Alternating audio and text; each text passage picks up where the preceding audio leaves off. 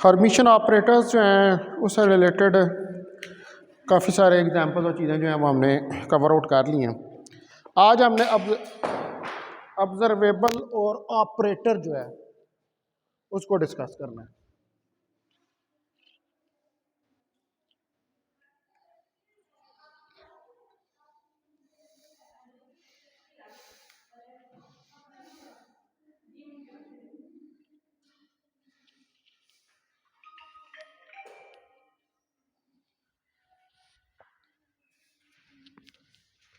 Ji, observables and operators.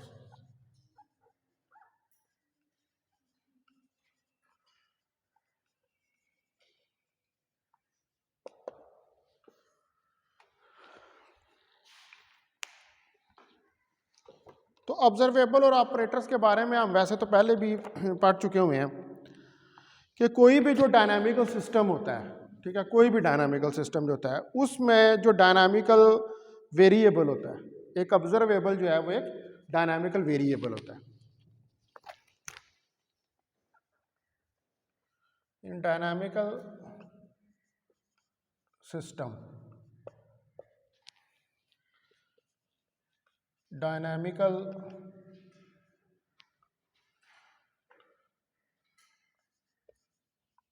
observable is a dynamical variable। Observable जो है वो एक डायनामिकल वेरिएबल होता है, इसको आप मेजर कर सकते हैं, ठीक है। मिसाल के तौर पर पोजीशन, मोमेंटम, एनर्जी, ये सारे के हैं, ये ऑब्जर्वेबल्स हैं और इनको आप डायनामिकल वेरिएबल कह सकते हैं।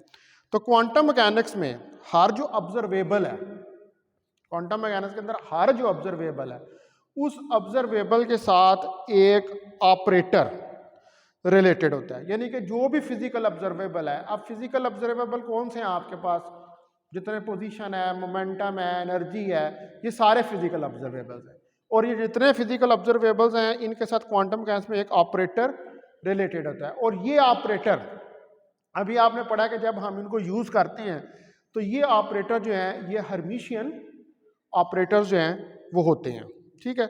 तो जो ऑपरेटर्स हैं इनकी इंपॉर्टेंस क्वांटम मैकेनिक्स के अंदर जो है बहुत ज़्यादा है, क्योंकि जो डायनामिकल वेरिएबल है मोशन ऑफ सिस्टम, इसको भी हम किसी लीनियर ऑपरेटर से रिप्रेजेंट करते हैं।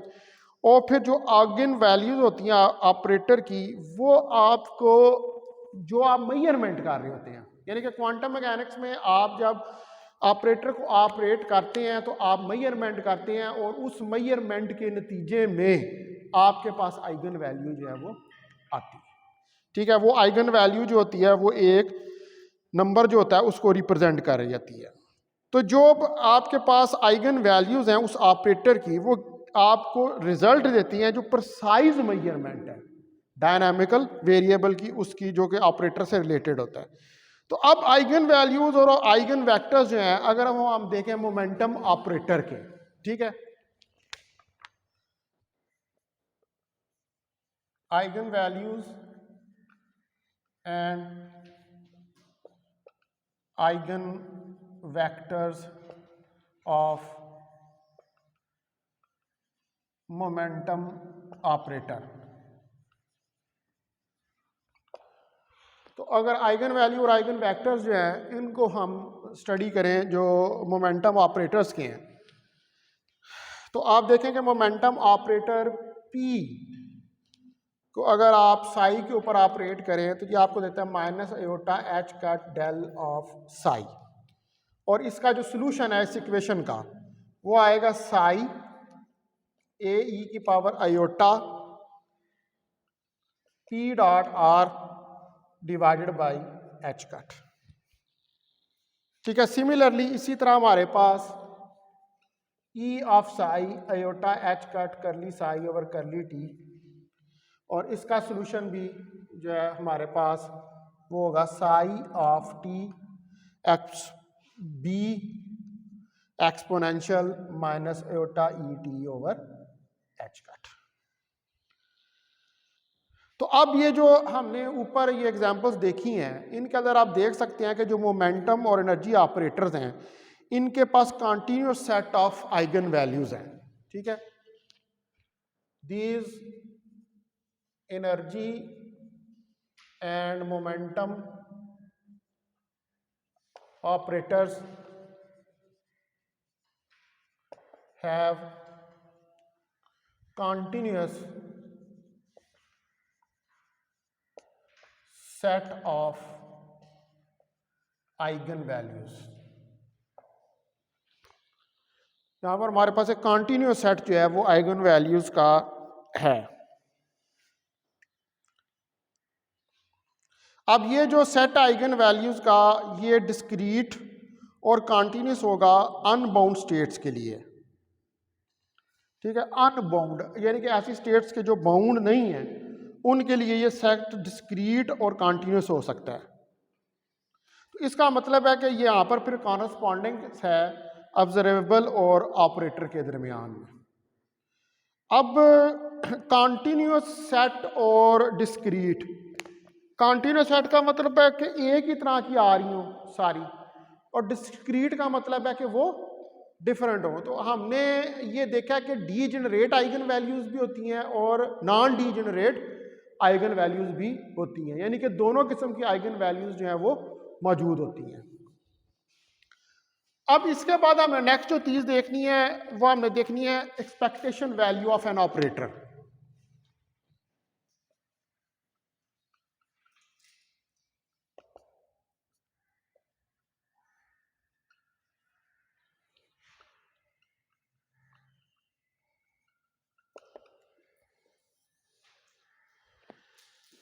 Expectation value of an operator, अगर किसी ऑपरेटर की हमने एक्सपेक्टेशन वैल्यू जो है उसको कैलकुलेट करना हो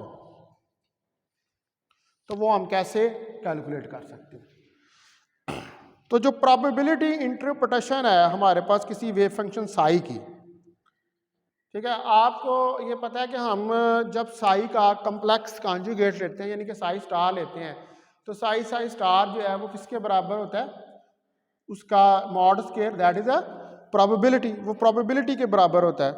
तो जो एनर्जी की एक्सपेक्टेशन वैल्यू है या मोमेंटम की एक्सपेक्टेशन वैल्यू है उसको हम फाइंड आउट कर सकते हैं इसकी प्रोबेबिलिटी से, यानी कि जो प्रोबेबिलिटी इंटरप्रिटेशन है किसी वेव फंक्शन की वो आपको ये परमिट करती है या आपको इजाज़त देती है कि आप फाइंड कर सकें एनर्जी की एक्सपेक्टेशन वैल्यू जो कि परफॉर्म किया जाए जिसको किसी फंक्शनल स्टेट साई के ऊपर, यानी कि आप साई के ऊपर जो है अगर एनर्जी का ऑपरेटर ऑपरेट करें तो वहाँ से आपके पास आइगन वैल्यू आएगी। तो जब आइगन वैल्यू आएगी तो उस आइगन वैल्यू का मतलब है कि आप उसकी मेजरमेंट स्टेट के ऊपर उस ऑपरेटर की कर रहे हैं, ठीक है। तो इसका मतलब है कि हमारे पास जो एक्सपेक्टेशन वैल्यू है किसी ऑपरेटर ए की, मैं कहता हूँ मेरे पास कोई ऑपरेटर ए है, ये ऑपरेटर ए है, मैं इसकी एक्सपेक्टेशन वैल्यू जो है वो राइट डाउन करना चाहता हूँ।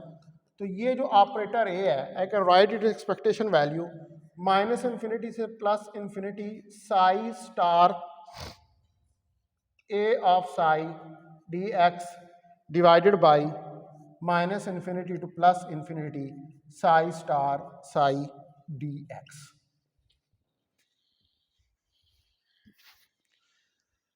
अब आपने इसको ये चीज वैसे बेसिकली क्या है, दैट इज ए प्रोबेबिलिटी, ये प्रोबेबिलिटी इसका मॉड स्क्वायर लेंगे तो ये प्रोबेबिलिटी आ जाएगी, ठीक है। तो ये हमने प्रोबेबिलिटी से इसको डिवाइड कर दिया। जब इसकी एक्सपेक्टेशन वैल्यू को आप एक ये भी कह सकते हैं कि दैट इज एवरेज वैल्यू, ठीक है। आप इसको एवरेज वैल्यू का नाम इसीलिए फिर हमने प्रोबेबिलिटी से, क्योंकि जारी बात है कि ये क्वांटम मैकेनिकल सिस्टम है, यहाँ पर आप प्रिसाइजली जो है वो तो किसी भी चीज़ को मेजर नहीं कर सकते, प्रोबेबिलिस्टिक मेजरमेंट्स होती हैं। तो जब आप प्रोबेबिलिस्टिक मेजरमेंट्स होती हैं तो वहाँ पर फिर उन प्रोबेबिलिस्टिक मेजरमेंट्स के लिए आपको ऑपरेटर्स जो होते हैं उनकी एक्सपेक्टेशन वैल्यूज जो हैं उनको कैलकुलेट करना पड़ता है, ठीक है। तो इसलिए हमने यहाँ पर ये एक्सपेक्टेशन वैल्यू जो है उसको राइट डाउन किया। अब अगर साई जो है वो नॉर्मलाइज्ड है, if psi is normalized, normalized का मतलब है कि 1 के बराबर है, यानी कि psi star psi D x is equal to 1 minus infinite से प्लस इन्फिनिट, तो फिर इसके नीचे 1 आ जाएगा इस इक्वेशन में। ठीक है, इसको आपको इक्वेशन 1 का नाम जो है वो दे दें, तो इसके 1 आ जाएगा। तो आप इसको राइट डाउन कर सकते हैं फिर कि A expectation is equal to minus infinity से plus infinity psi star A psi of D X, या वो वैल्यू वहां पे हमने 1 के बराबर जो है वो लिख दिया। अब जो क्वांटम एक्सपेक्टेशन वैल्यूज हैं मोमेंटम और एनर्जी की, यानी कि अभी से ऑपरेटर को मैं मोमेंटम और एनर्जी से रिप्लेस कर दूं इस इक्वेशन के अंदर, यानी कि पहले मैं कहूं कि ए जो है ये कोई एनर्जी का ऑपरेटर है, that is equal to iota h cut curly over curly t, और इसके अंदर वैल्यू इसकी सब्स्टिट्यूट करूं तो ये मेरे पास आ जाएगा ए एक्सपेक्टेशन माइनस इन्फिनिटी से plus infinity psi star iota H cut curly over curly T psi D X.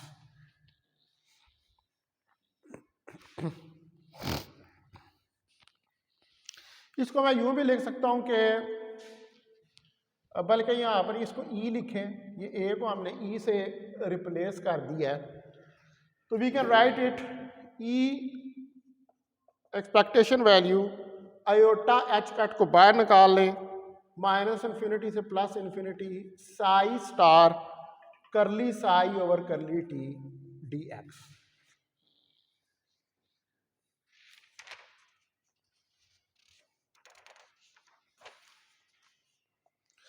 Similarly you can find the value of the momentum operator. इसी तरह आप मोमेंटम ऑपरेटर की वैल्यू भी फाइंड कर सकते हैं कि P momentum operator minus infinity से plus infinity psi star minus iota H cut del psi D x, और इसको लिख सकते हैं कि पी ऑपरेटर माइनस इन्फिनिट से plus infinite iota H cut को आप बाहर निकालें, माइनस आयोटा एच कट बाहर आ जाएगा तो माइनस इन्फिनिट से plus infinite psi star del of psi D x.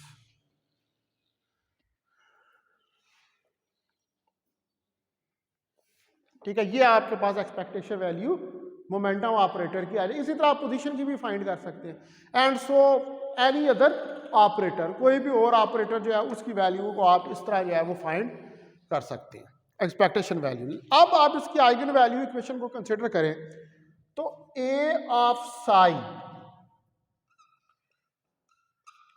Sai के बराबर है, ये इसकी आइगन वैल्यू इक्वेशन है। ठीक है, तो अब एक्सपेक्टेशन वैल्यू इसकी आइगन वैल्यू इक्वेशन की फॉर्म में अगर हम कैलकुलेट करना चाहते हैं तो लेट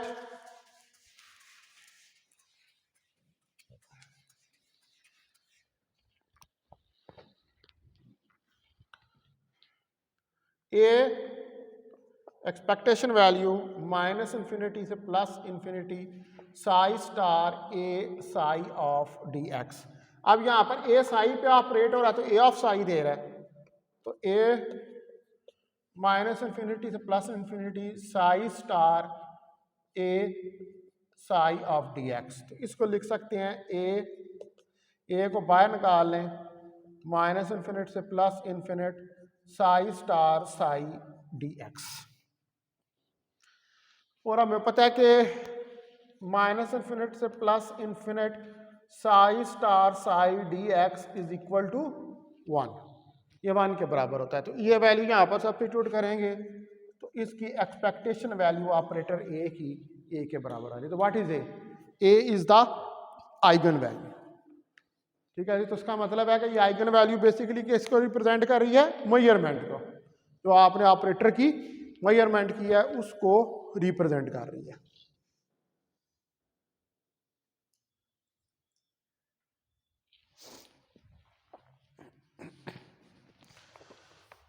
अब अगर हमारे पास जो आइगन वैल्यू प्रॉब्लम है उसके अंदर एक्सपेक्टेशन वैल्यू ऑफ ऑपरेटर जो है वो इक्वल हो उसकी आइगन वैल्यू के, यानी कि आपने ये जो निकाली है एक्सपेक्टेशन वैल्यू ऑपरेटर की, वो क्या आ गई है, वो उसकी आइगन वैल्यू के ही बराबर आ गई है इस केस में। यानी कि आपने जब ये आइगन वैल्यू इक्वेशन यूज की है और इसको सब्स्टिट्यूट किया उसकी एक्सपेक्टेशन वैल्यू में ऑपरेटर की, तो ऑपरेटर की एक्सपेक्टेशन वैल्यू उसकी आइगन वैल्यू भी निकल आएगी। नो, अब अगर हमारे पास साई 1 साई 2 और साई n तक कोई नॉर्मलाइज्ड आइगन फंक्शंस हैं, psi 1 psi 2 up to so on psi n तक, ये नॉर्मलाइज्ड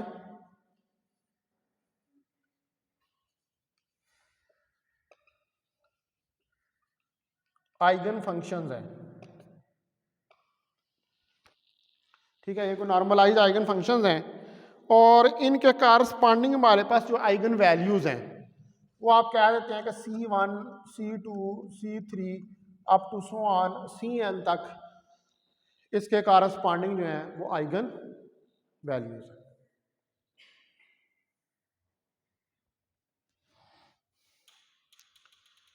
तो ये जो आइगन फंक्शंस हैं ये फॉर्म करेंगे एक कंप्लीट सेट, ठीक है, एक कंप्लीट सेट को फॉर्म करेंगे और इसको हम राइट कर सकते हैं A of psi is equal to C I psi of I, और साई यहाँ पर बराबर है summation I A of I psi of आई।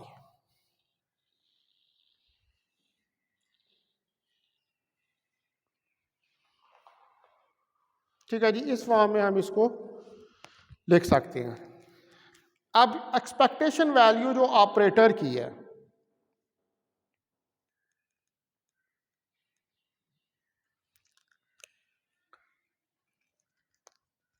ए की, वो एक्सपेक्टेशन वैल्यू जो है उसको आप राइट डाउन करें।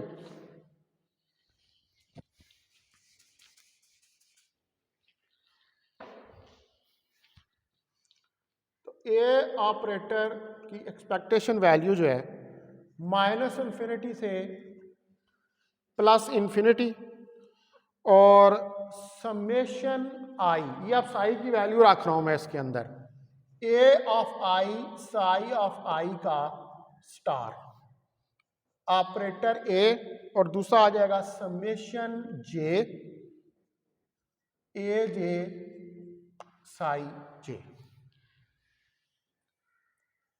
डी एक्स, इसको भी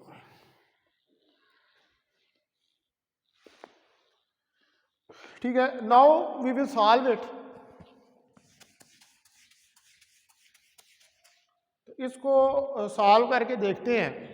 तो आप देखें कि ए ऑपरेटर जो है आई कैन राइट इट, अगर मैं इसको ओपन कर दूं तो ये summation I summation J A I star, ये स्टार आ जाएगा, ठीक है, ये होगा ए जे माइनस इन्फिनिटी से plus infinity psi I star A Sai J D X.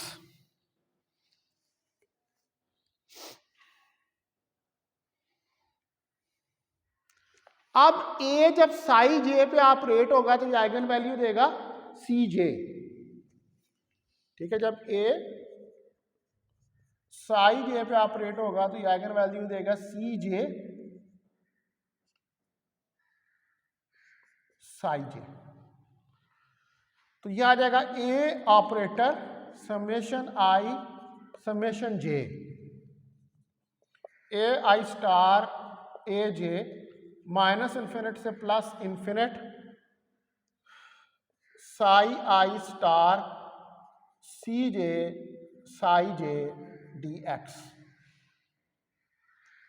Now I can write it A summation I summation J A I star A J, ठीक है, ये सी जे इधर आ जाएगा इसके साथ माइनस इन्फिनिटी से plus infinity psi I star psi J D x.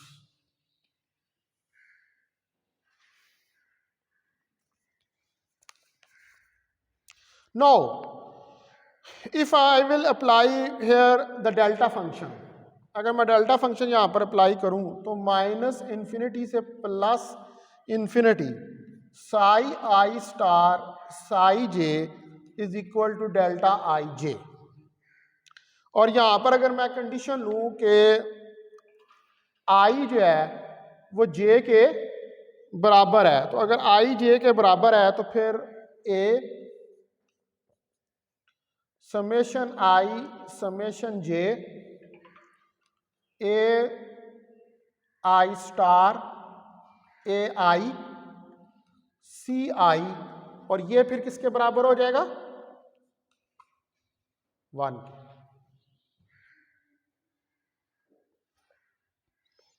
ठीक है, किसके लिए? For I is equal to J. तो लिहाजा ये आपके पास आ जाएगा ए की एक्सपेक्टेशन वैल्यू।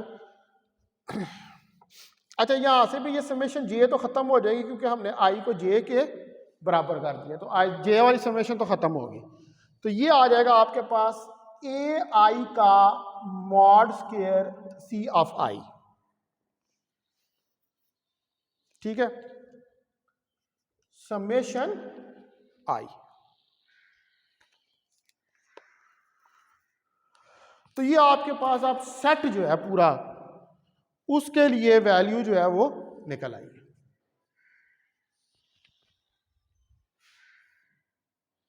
ये एक्सपेक्टेशन वैल्यूज ऑपरेटर ए की।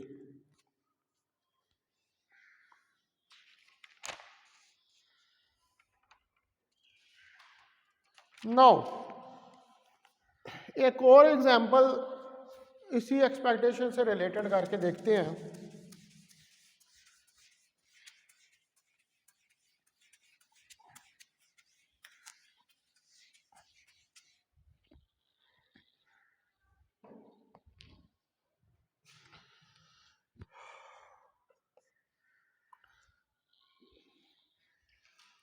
अब आप प्रूव करें कि ए स्क्वायर एक्सपेक्टेशन वैल्यू जो है that is greater than equal to 0, और ए यहां पर हम ये कह रहे हैं कि हर्मिशियन ऑपरेटर है। तो by the definition A square expectation value minus infinity से plus infinity psi star of X A of square psi of X D X के बराबर है। तो A square is equal to minus infinity से plus infinity psi star of X, इसको मैं लिख सकता हूं A operator psi of X D X.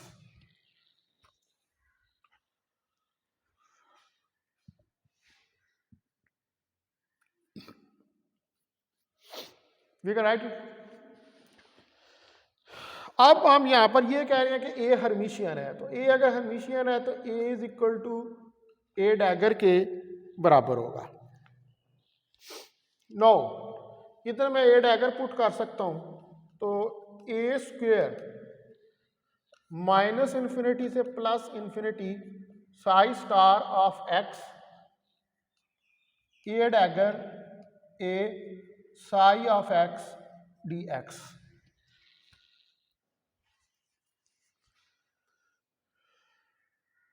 के बराबर आ जाएगा। वो मैंने वहां पर ए को ए डैगर कर दिया। तो अब मैं इसको लिख सकता हूं ए साई ऑफ एक्स का स्टार, ये वाली चीज इसको लिख सकता हूं ए साई ऑफ एक्स का स्टार। तो ए स्क्वायर माइनस इन्फिनिट से plus infinite A psi of X का स्टार। ठीक है, और A psi of X D X के बराबर आ गया।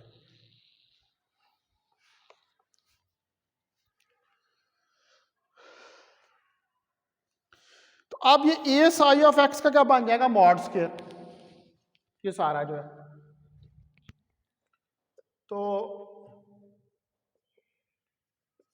ए square is equal to minus infinity से plus infinity A psi of X का mod square D X that is greater than equal to 0। ठीक है, तो हम कह सकते हैं कि फिर ए स्क्वायर मॉड स्क्वायर जो है वो ग्रेटर दैन इक्वल टू 0 है। यही आपने प्रूव करना था। अब आप ये शो करें कि जो एक्सपेक्टेशन वैल्यू है किसी ऑपरेटर की, उसका स्टार जो है वो उसी ऑपरेटर के एक्सपेक्टेशन वैल्यू के बराबर आ जाए।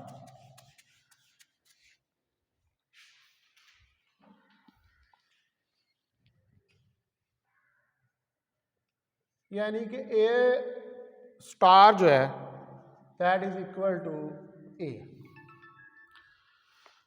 और यहां पर ए जो है वो हर्मिशियन ऑपरेटर है, तो मैं ए को लिख सकता हूं that is equal to minus infinity से plus infinity psi star X A psi of X D x.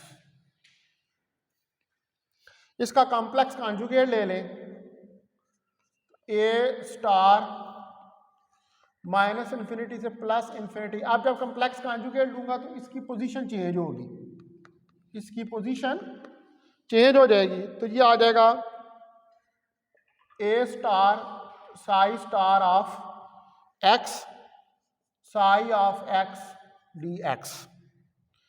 और अगर हर्मिशियन ऑपरेटर है तो ए डैगर जो है वो ए के बराबर होगा।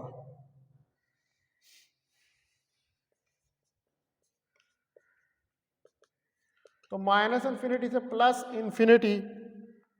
अब दोबारा अगर मैं इसको इस तरफ लेके जाऊं, इसकी पोजीशन चेंज करूं, तो वो ए डैगर बन जाएगा।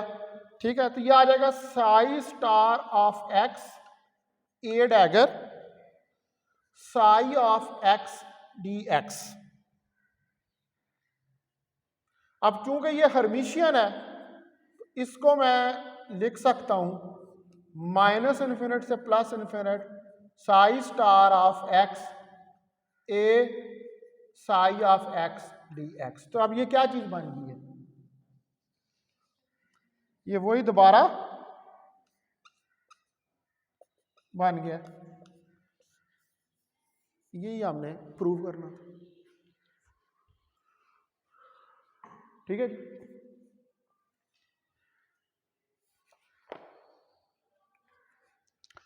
Now we will discuss time development of expectation value,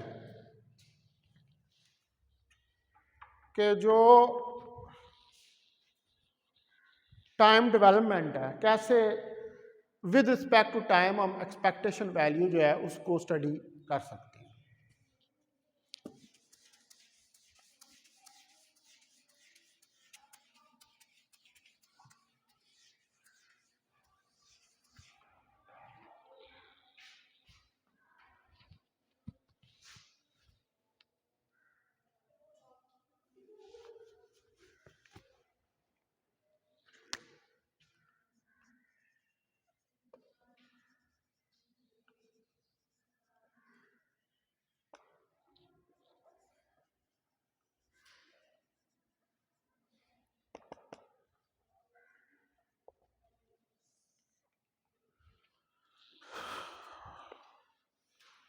suppose करें कि हमारे पास एक जो ऑपरेटर ए है उसकी एक्सपेक्टेशन वैल्यू है माइनस इन्फिनिटी से plus infinity psi star A psi of D X. ये एक्सपेक्टेशन वैल्यू है। Now I will take its derivative, तो D over D T A that is equal to D over D T minus infinity से plus infinity psi star A psi of D X.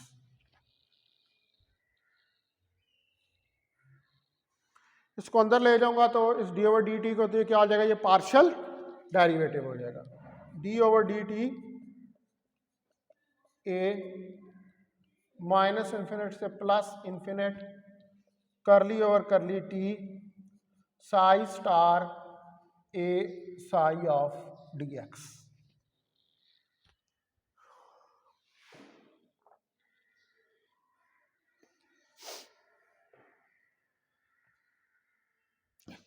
Now I will take its partial derivative. आप देखें यहाँ पर ये product rule जो है वो इसके ऊपर लगेगा. तो डी ओवर डी टी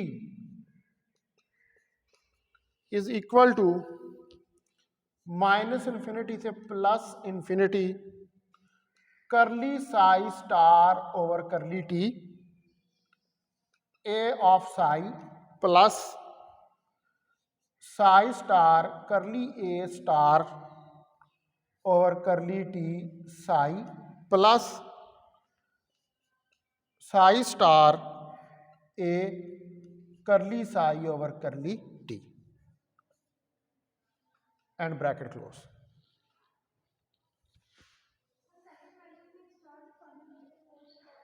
क्या हुआ? सेकंड वैल्यू कौन सी?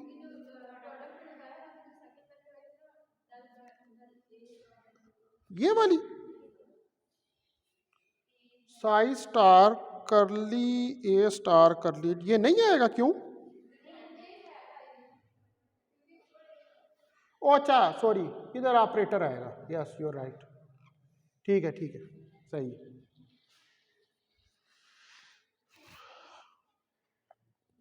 ठीक है जी. अब ये दो वैल्यूज जो हैं इनको आप कंबाइन कर लें और इसको अलग कर लें, जो तीसरी वैल्यू है.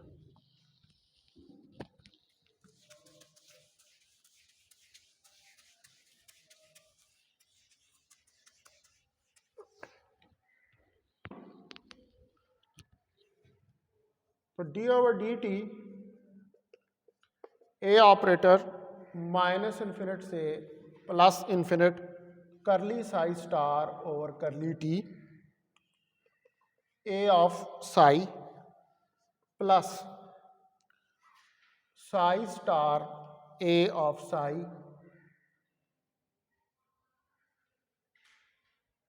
करली साई ओवर करली टी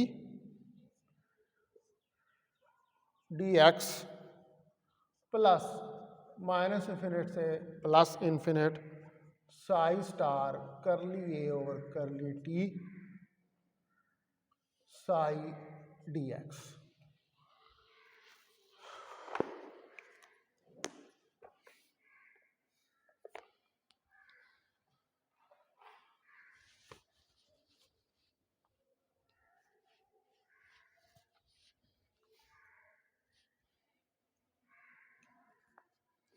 अब यहां पर जो श्रोडिंगर वेव इक्वेशन है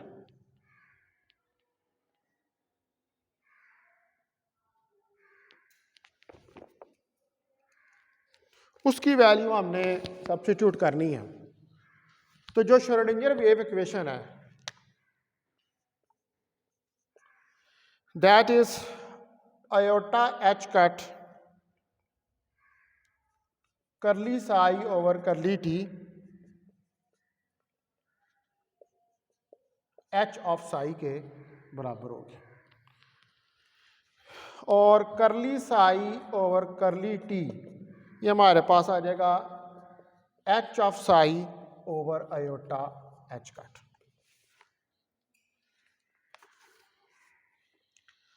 अब अगर आप इसका कॉम्प्लेक्स कॉन्जुगेट ले लें तो curly psi star over curly T that is equal to minus H of psi का star divide by iota H cut.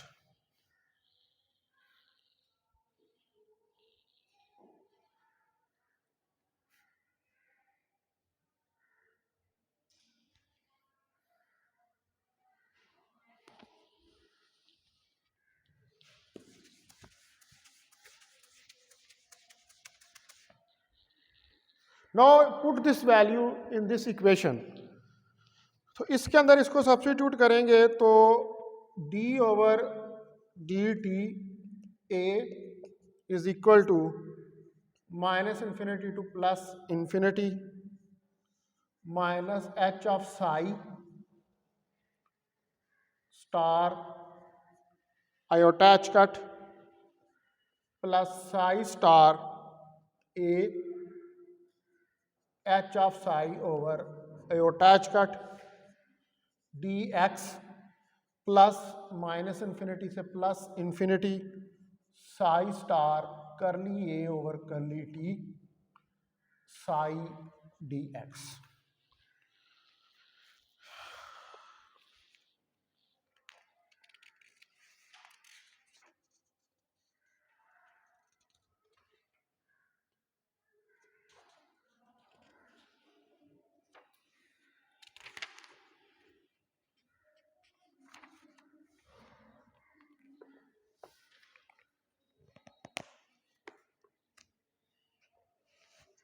ठीक है, अब ये इक्वेशन जो है ये हमने फर्दर सॉल्व करनी है, तो now the time is over, तो मैं इसको फिर जो है वो नेक्स्ट लेक्चर में इसको कंप्लीट कर दूंगा। इसको आप यहाँ तक इस इक्वेशन को रखें।